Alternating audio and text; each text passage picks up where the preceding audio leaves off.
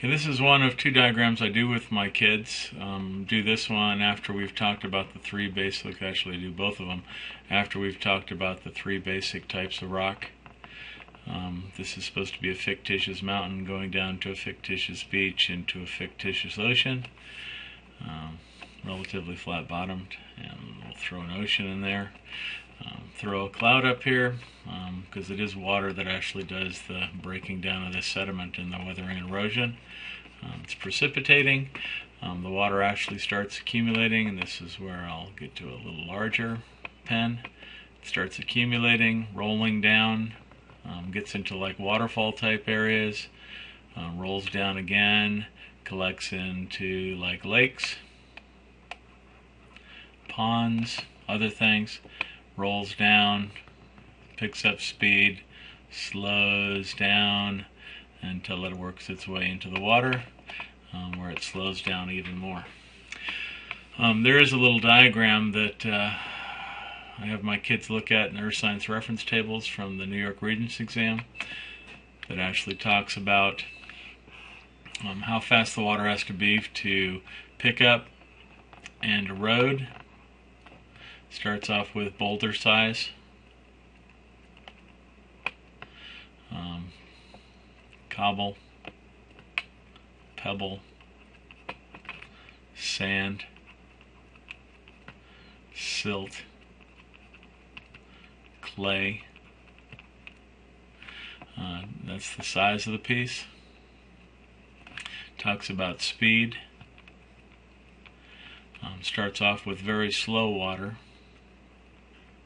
to incredibly fast water, going like 10 meters a second.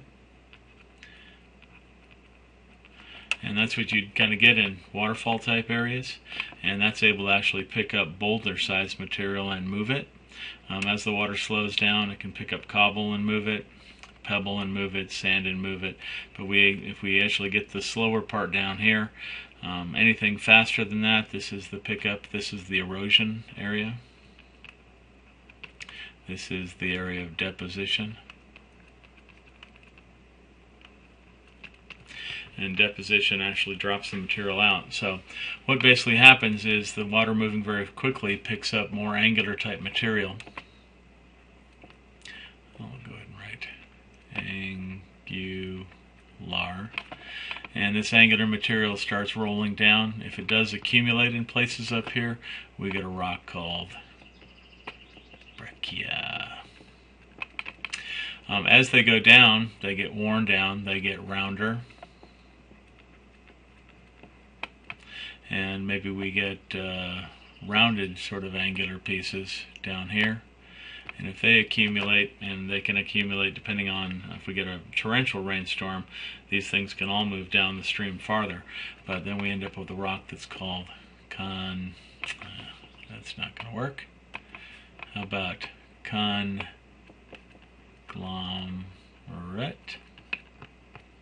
Which is the same as breccia, which is angular pieces put together along with lots of other sizes, because it's more like a waterfall type environment and lots of things can go. Conglomerate, more like a flood, where the things get washed down farther down, the rounder, the objects get rounded, they travel down. Go down a little farther and we can start getting sand. Start off with large size sand, where the sand gets smaller and smaller. So we get to the beach. Beach environments where we do get most of the sand deposited, a little before the ocean, a little bit after the ocean. And if these areas do get compacted and cemented together, this is where we're going to get sandstone.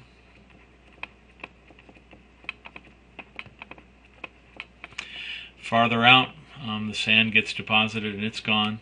Then we get out to silt. So we get a rock that's called siltstone. We get clay. We get a rock that's called shale. And then way far out we get calcium carbonate, CaCO3, in water that precipitates out, and that actually gives us a rock that's called lime. Do I have any excess here? Not much. Stone. So these are the basic sedimentary rocks that we get, all because of weather and erosion. The ability of water to wear down, to dissolve material. And larger material goes out first, smaller material goes out next, smaller, until finally all the particulates are gone. We get relatively clean water, and all we get out is calcium carbonate. Okay, this is Sedi Rock. Thank you much for stopping by. See you in the next video. Bye-bye.